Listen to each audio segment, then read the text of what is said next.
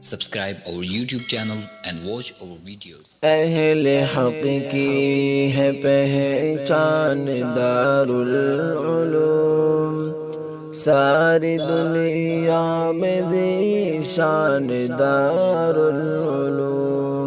ساری دنیا میں ذیشان دارالعلوم۔ بسم اللہ الرحمن الرحیم۔ 17ویں صدی عیسوی میں انگریزوں کی ہندوستان آمد بغرض تجارت ہوئی اور دیکھتے دیکھتے ان کے ناپاک ارادے اپنا اثر دکھانے لگے۔ پھر کیا تھا، ملک بھر میں انگریز عیاروں نے اپنا قبضہ جما لیا اور ہندوستان کو غلامی کے شکنجے میں جکڑ دیا، اور 1857 میں سلطنت مغلیہ کے ٹمٹماتے ہوئے چراغ کے گل ہو جانے کے بعد تو ہندوستانی اقوام کی رہی صحیح چین و سکون خاکستر ہو گئی، امن و امان اور تحفظ کی عمارت ملیمیٹ ہو گئی، اقدار و روایات اور تہذیب و ثقافت کی عمارت زمیں بوس ہو گئی۔ ہندوستانی اقوام کی اپنی شناخت پر انگریزی چھاپ لگانے کی کوششیں ہونے لگی، تمام اقوام و ملل کو ایک عیسائی رنگ میں رنگنے کا خواب دیکھا جانے لگا اور اس کو شرمندہ تعبیر کرنے کے لیے اسباب و وسائل کی فراوانی کی جانے لگی۔ یہ ایسا وقت تھا کہ ہندوستانی اقوام سے نہ صرف حکومت چھینی گئی تھی بلکہ ان کے دین و مذہب اور عقیدہ و ایمان کی دولت کو بھی چھیننے کی سعی پیہم ہونے لگی۔ دینی اور دنیاوی ہر دو اعتبار سے ہندوستانی اقوام مصائب سے جوجھ رہی تھی۔ اپنے اپنے قومی و ملی اقدار و روایات کے تحفظ کے لیے اقدام تو درکنار، کوئی اس کے بارے میں سوچنے کو بھی تیار نہیں تھا۔ عوام و خواص سبھی اضطراب اور دوراہے پر کھڑے تھے، کچھ سمجھ میں نہیں آ رہا تھا کہ کدھر جائیں اور کیا کریں۔ ایسے پرآشو پرفتن پرآزمائش دور میں اللہ تعالیٰ نے ملت اسلامیہ ہندیہ کے لیے ایک جوہر فرد کا انتخاب فرمایا، اور اس نے اپنی خداداد صلاحیت اور اپنی حرارت پوستی سے اس زہر حلائل اور سم قاتل کا تریاق دریافت کر لیا، جس سے مراد حجت الاسلام حضرت مولانا محمد قاسم نانوتوی نور اللہ مرقدہ بانی دارالعلوم دیوبند کی علمی، عملی، فکری، عبقری و آفاقی اور انقلابی شخصیت ہے۔ حضرت الامام نانوتوی نے ایسے وقت میں آنکھیں کھولی جب اسلامیہ نے ہند ایسے زوال پذیر حالات سے گزر رہے تھے کہ مستقبل کی کوئی امید، امنگ اور نوید باقی نہیں تھی۔ اپنے بے پناہ خداداد صلاحیت، مستقبل بینی، دور اندیشی اور غیر معمولی فطری قابلیتوں کے ذریعے آنے والے بگاڑ اور زوال کا ادراک و اندازہ کر لیا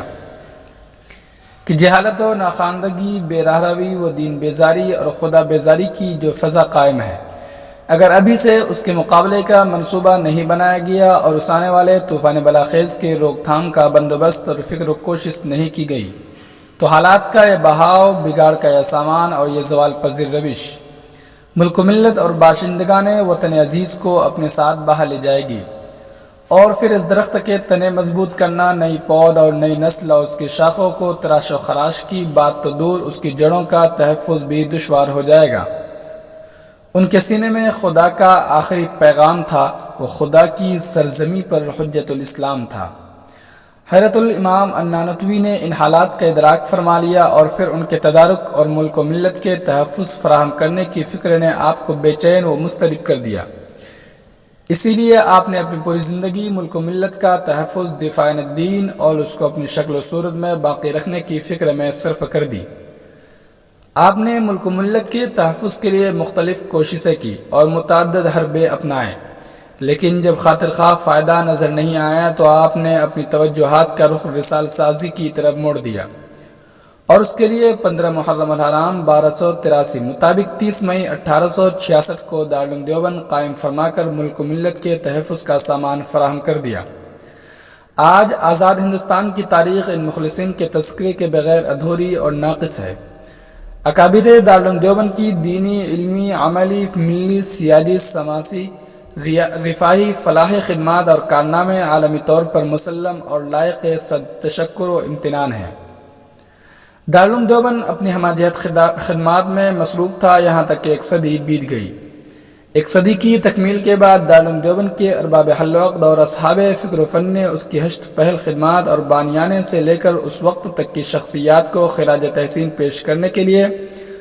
حکیم الاسلام حضرت مولانا قاری محمد طیب صاحب محترم دارالعلوم دیوبند کی قیادت و سیاست میں 1980 میں اجلاس 100 سالہ کا فیصلہ لیا۔ اجلاس سالہ نے اپنی تمام تر جلوہ سامانیوں اور نور افشانیوں کے ساتھ کامیابی کی ساری منزلیں طے کر لی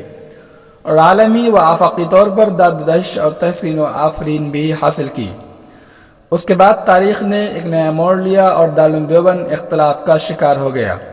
جس کے نتیجے میں 85 علماء و کارکنان دارالعلوم دیوبند، سرخیل علماء دیوبند، منہج دیوبند کے روح رواں، فکر دیوبند کے ترجمان، علوم قاسمی کے شارح حضرت حکیم الاسلام کے ساتھ دارالعلوم دیوبند سے باہر آ گئے، اور اس قضیہ نامرضیہ اور انقلاب کے بعد دارالعلوم دیوبند کی نشأت ثانیہ بشکل دارالعلوم وقف دیوبند ہوئی، اور بے سر و سامانی کے عالم میں کبیدہ خاطر اور رنجیدہ دل علماء نے جامع مسجد دیوبند میں حضرت حکیم الاسلام علیہ الرحمہ کی قیادت میں درس و تدریس کا سلسلہ شروع کر دیا، اور اللہ پر توکل کرتے ہوئے طالبان علوم نبوت کو سیراب کرنے میں مصروف ہو گئے۔ نہ طلباء کے رہنے کا انتظام، نہ کھانے کا بندوبست، نہ کتابیں، نہ تپاہیاں، اور نہ اساتذہ کے لیے تنخواہ و دیگر ضروریات کا کوئی نظم و نسق۔ ایسے مایوس کن حالات میں آپ نے صبر و سکوت، استغنا کے دامن کو مضبوطی سے تھام کر، قنوت و مایوسی کی چادر اتار کر نہایت ہی جمع فکر اور پختہ عزم و حوصلہ و ہمت کے ساتھ اپنے کارواں کو جاری رکھا، اور مسلک و مشرب کی خشت اساس کے تحفظ کے خیال، فکر دیوبند کی بقا و ارتقاء کی تڑپ اور امت مسلمہ ہندیہ کو دوراہے سے بچانے کی کڑہن نے دارالعلوم وقف دیوبند کی نئی شکل اختیار کی، اور جامع مسجد دیوبند میں درس و تدریس کا سلسلہ شروع فرما دیا گیا۔ 1857 میں مغلیہ سلطنت کے زوال کے بعد ہندوستان میں سب سے پہلی علمی اور اصلاحی تحریک کا آغاز شمالی ہند کے ایک چھوٹے سے قصبے دیوبند سے ہوا۔ حجت الاسلام مولانا محمد قاسم نانوتوی نے 15 محرم الحرام 1283 کو سرزمین دیوبند پر مدرسہ عربی اسلامی دیوبند قائم فرمایا، جیسا کہ اس سے پہلے گزر چکا۔ قیام مدرسہ کی اس مبارک تحریک میں بالخصوص حاجی عابد حسین دیوبندی اور امام ربانی مولانا رشید احمد گنگوہی نے اہم تعاون فراہم کیا، اور دیکھتے ہی دیکھتے امام محمد قاسم نانوتوی کے مدرسہ عربی اسلامی دیوبند نے جامعہ اسلامیہ دارالعلوم دیوبند کے نام سے ایک عالمی شہرت یافتہ یونیورسٹی کی شکل اختیار کر لی۔ یہاں دنیا کے مختلف ممالک سے طلباء تفسیر، حدیث، فقہ اور دیگر اسلامی علوم کے حصول کے لیے آتے رہے ہیں۔ دراصل امام محمد قاسم نانوتوی نے دارالعلوم دیوبند کے قیام کے ذریعے سرزمین دیوبند پر امام شاہ ولی اللہ محدث دہلوی کے مکتب فکر کے احیاء کا عظیم کارنامہ انجام دیا، اور حکیم الاسلام حضرت مولانا قاری محمد طیب صاحب سابق محتمم دارالعلوم دیوبند نے 1402 مطابق 1982 میں ولی اللہ اور قاسمی علمی وراثت کو دارالعلوم وقف دیوبند کی شکل میں محفوظ کر دیا۔ دارالعلوم وقف دیوبند کیا ہے؟ یہ ایک ایسا سوال ہے بادِ نظر میں جس کا جواب نہایت ہی آسان ہے کہ دارالعلوم وقف دیوبند ایک دینی تعلیمی ادارہ ہے جسے عند اللہ مقبولیت اور عوام و خواص میں مقبولیت حاصل ہے۔ یہ کہا جا سکتا ہے کہ دارالعلوم وقف دیوبند ایک ایسا مینار نور ہے جو اپنی علمی ضیاباریوں اور نور ریزیوں سے ایک عالم کو منور کیے ہوا ہے، لیکن یہ جواب اس سوال کے مطابق نہیں ہوگا، کیونکہ جو افراد دارالعلوم وقف دیوبند کے قیام کے پس منظر سے واقف ہیں وہ اچھی طرح جانتے ہیں کہ وہ دارالعلوم وقف دیوبند محض کسی رسمی ادارے کا نام نہیں بلکہ فکر ولی اللہ اور فکر قاسمی کی بقا و ارتقاء اور اپنے اکابر و اسلاف کے اقدار و روایات کا پاسبان و امین ہے۔ ایک ایسا ادارہ ہے جس میں حرارت امدادیت، روح قاسمیت، تپش رشیدیت اور بزرگوں کے دیرینہ خوابوں کی تعبیر چھپی ہوئی ہے۔ دارالعلوم وقف دیوبند کے قیام کے پیچھے کیا اسباب و وجوہات اور کیا عوامل کار فرما تھے، اور کن حالات میں دارالعلوم وقف دیوبند کا قیام عمل میں آیا، ان سب باتوں کا صحیح جواب صاحبزادہ و جانشین حکیم الاسلام مولانا محمد سالم قاسمی نور اللہ مرقدہ کی زبانی سنیے۔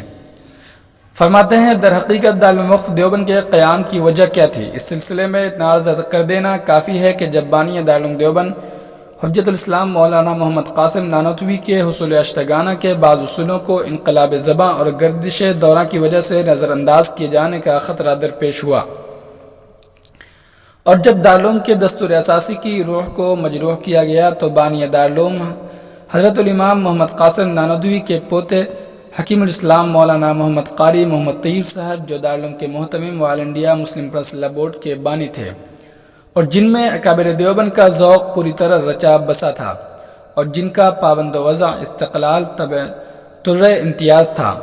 انہوں نے اکابر دیوبند کے ذوق کے تحفظ کے لیے سعی بلیغ کی، اور کرنا بھی ضروری تھا، کیونکہ بقول شیخ الاسلام حضرت علامہ شبیر احمد عثمانی صدر محترم دارالعلوم دیوبند، دارالعلوم ایک امانت الہی ہے، اس کی تعمیر تقوی کی اینٹوں سے ہوئی ہے، اس کا سنگ بنیاد رکھنے والے عمرا اور اغنیاء نہ تھے، بلکہ اس کی بنیاد ڈالنے والے چند مقدس نفوس فقراء و اہل اللہ تھے، اس لیے اس کی حفاظت انہی کے اصول اور نقش قدم پر ہونی چاہیے اور سبھی کو مل کر اس کی حفاظت کرنی چاہیے۔ بہرحال حکیم الاسلام حضرت مولانا محمد قاری محمد طیب صاحب محترم دارالعلوم دیوبند و بانی آل انڈیا مسلم پریس لا بورڈ نے اپنی مجوزہ کوشش کو خاطر خواہ نتیجہ بنانے کے لیے دارالعلوم دیوبند کے اجلاس 100 سالہ منعقدہ 1980 کے بعد بنام دارالعلوم وقف دیوبند کی داغ بیل ڈالی۔ آج الحمدللہ آسمان علم و معرفت پر دارالعلوم وقف دیوبند مہتاب کی طرح جلوہ گر ہے۔ دارالعلوم وقف ہر جہت سے ترقی کی سمت رواں دواں ہے، بلا شبہ سلف صالحین اور بزرگان دین کی تاریخ اور نقوش کا محافظ اور پاسبان ہے، اور لفظ وقف کے لاحقے نے خط امتیاز کھینچ دیا ہے، اور یہ ایک ایسا چشمہ ساقی ہے کہ ہر سال ہزاروں تشنگان علوم کو سیراب کر رہا ہے، اور زبان حال سے بقول حکیم الاسلام یہ کہتا ہے کہ ادارے کا اصل مزاج روح ہے، رسم نہیں، حقیقت ہے نمائش نہیں، اخفاء ہے تشہیر نہیں، اور معنویت ہے محض صورت سازی نہیں، گوتبان صورت سے انکار بھی نہیں۔ در حقیقت دارالعلوم وقف دیوبند بزرگان دیوبند کے آثار کا امین اور ان کی روایات اور عادات و اطوار کا حامل ہے، اور اپنی سادگی صاف دلی کے لحاظ سے اور ٹھوس درس و تدریس و تعلیم و تعلم اور ملی و ملکی مسائل کی رہنمائی کے اعتبار سے آج اسے ایک مینار نور اور مشعل راہ کی حیثیت و عظمت حاصل ہے۔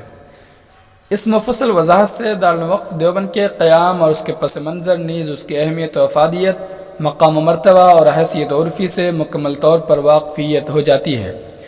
اب نہ مزید کسی وضاحت کی ضرورت باقی رہ جاتی ہے اور نہ کسی طول کلامی میں پڑھنے کی حاجت۔ معماران دارالعلوم وقف دیوبند پر ایک اجمالی نظر ڈالتے ہیں۔ دارالعلوم وقف دیوبند اگرچہ کوئی متوازی اور الگ ادارہ نہیں ہے جس کے بنا و تاسیس کا مسئلہ سامنے آئے، یہ اسی آفاقی فکر نانوتوی ہی کا ایک پرتو ہے جو فکر ولی اللہ کی نشأت ثانیہ ہے، جس کا انتساب حضرت الامام النانوتوی بانی دارالعلوم دیوبند کی طرف ہی ہے۔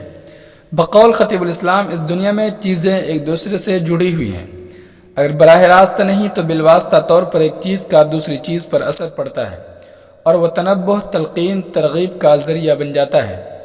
جس سے یہ بات آشکارا ہو جاتی ہے کہ دارالعلوم وقف دیوبند کی نسبت حضرت الامام النانوتوی کی طرف اگر من کل الوجوہ اور براہ راست نہیں تو جزئی اور بالواسطہ طور پر ضرور ہے، اور اتنی نسبت بھی مردان جفاکش کے لیے کافی ہو جایا کرتی ہے۔ لیکن اس موقع پر ان نفوس قدسیہ کا تذکرہ از حد ضروری ہے جن کی شبانہ روز کی کاوشیں دارالعلوم وقف دیوبند کو مینار نور بنانے کے لیے ہوا کرتی تھی۔ ان میں سرفہرست دارالعلوم وقف دیوبند کے سرپرست اعلیٰ نبیر حجت الاسلام صاحبزادہ حکیم فخر الاسلام حکیم الاسلام حضرت مولانا قاری محمد طیب صاحب قاسمی نور اللہ مرقدہ کی قدسی صفات ذات گرامی ہے، جو اپنے کمالات و امتیازات کے باب میں مجمع البحرین جیسی خصوصیت و عبقریت رکھتی ہے، کیونکہ آپ ہی نے دارالعلوم دیوبند کو مدرسہ عربی اسلامی سے جامعہ دارالعلوم دیوبند تک کا سفر طے کرایا اور عالمی شہرت و دوام عطا فرمائی، اور آپ ہی نے دارالعلوم دیوبند کو نشأت ثانیہ فرما کر دارالعلوم وقف دیوبند کو ایک نئی زندگی، نئی تازگی، نئی حرارت، نئی روشنی، نئی چمک اور نئی راہ عنایت فرمائی۔ حضرت حکیم الاسلام کے بعد جانشین حکیم الاسلام خطیب الاسلام حضرت اقدس مولانا محمد سالم قاسمی صاحب نور اللہ مرقدہ کی ذات عالی ہے۔ آپ نے اپنی حیات مستعار کے لحظات قیمہ اور لمحات عزیزہ دارالعلوم کی تعلیمی و تدریسی سرفرازی کے لیے اور انقلاب دارالعلوم کے بعد دارالعلوم وقف دیوبند کی تعمیر و ترقی اور اس کی بقا و ارتقاء کی تئیں فکر مندیوں میں صرف فرما دی۔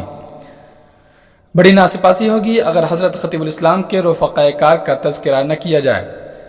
جنہوں نے آپ کا ہر لمحہ ساتھ دیا اور زندگی کا اوڑھنا بچھونا ہی دارالعلوم وقف دیوبند کی تعمیر و ترقی اور اس خواب کو شرمندہ تعبیر کرنے کو بنا لیا تھا، جن میں سرفہرست حضرت خطیب الاسلام کے دیرینہ رفیق فخر المحدثین مولانا انظر شاہ صاحب مسعودی کشمیری، حضرت اقدس مولانا خورشید عالم صاحب عثمانی، مولانا نعیم صاحب دیوبندی وغیرہ ہیں۔ اللہ رب العزت سے دعا ہے کہ دارالوقف دیوبند کو اپنے اہداف و مقاصد، اغراض اور مقاصد میں بھرپور کامیابی عطا فرمائے